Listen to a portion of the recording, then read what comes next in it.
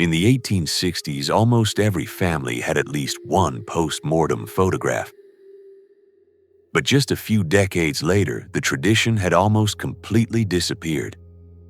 How did something that was once considered completely normal become something that today feels strange and even unsettling? In Victorian times, these photographs weren't hidden away. Families often kept them in their photo albums, right next to portraits of the living. For many families, this was the only photograph they would ever have of that person. Photography was still expensive, and not every family could afford a portrait during someone's lifetime. Sometimes the first and only photograph of a person was taken after they had already died. And these photographs were especially common when a child had died.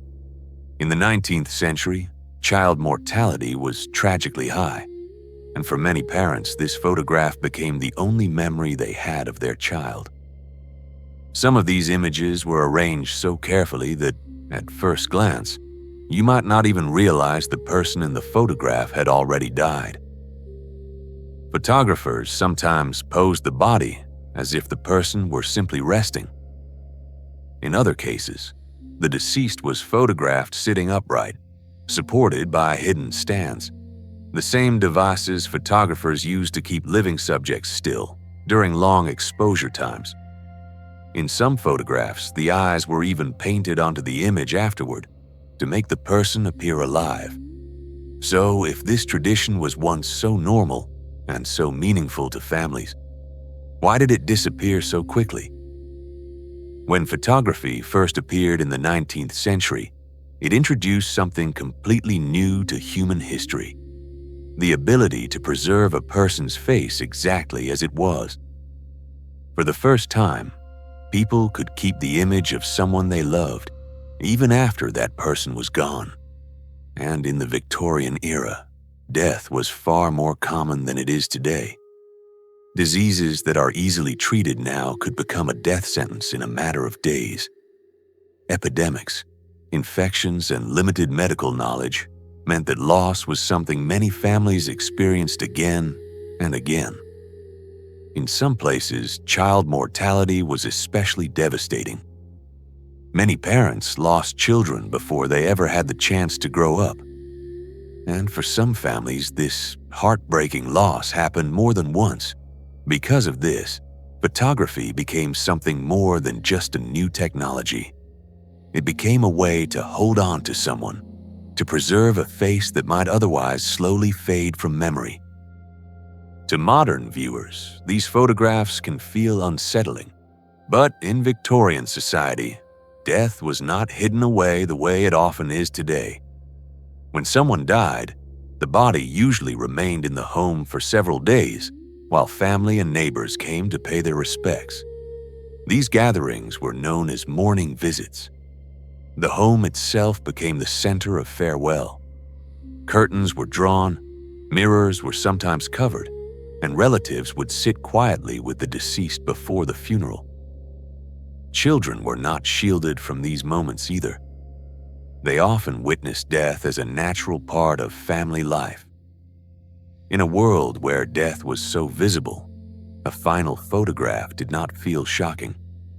It simply became another part of the rituals that surrounded loss.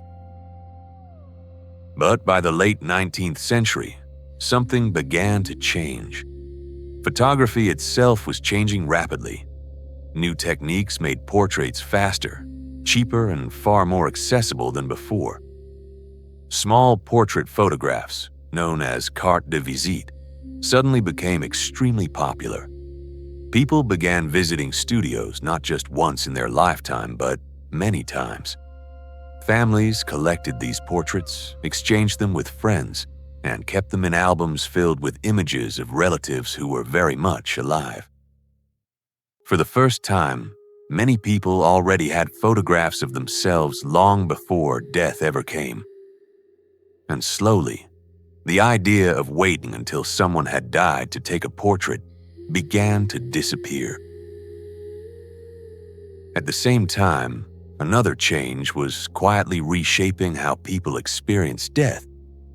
During much of the Victorian era, most people died at home, surrounded by family. The final moments of life and the rituals that followed all took place within the household. But toward the end of the 19th century, medicine began to change this pattern. Hospitals slowly became more common, and more people began spending their final days under medical care instead of at home. This shift changed something profound. Death was no longer always a moment shared within the family home. It was beginning to move into institutions, places where cameras, photographers, and family rituals were far less present. By the early 20th century, attitudes toward death were beginning to change. Victorian mourning culture had once been elaborate and highly visible.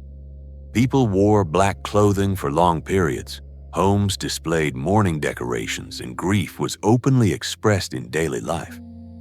But as the new century began, society slowly started moving away from these traditions. Mourning rituals became simpler, and public displays of grief became less common. Death itself was becoming something people preferred not to confront so directly. In this changing cultural climate, post-mortem photography began to feel like a relic of another era. By the early decades of the 20th century, post-mortem photography had become far less common. The practice did not disappear overnight, but it gradually faded as the world around it changed. Some families still chose to have a final photograph taken, especially in moments of sudden loss. But these cases were becoming increasingly rare. Photographic studios that had once offered these portraits quietly stopped advertising them. New generations of photographers focused instead on capturing the living, weddings, family gatherings, and everyday life. Without any single moment marking its end, the tradition slowly slipped out of everyday culture. More than a century has passed since most of these photographs were taken.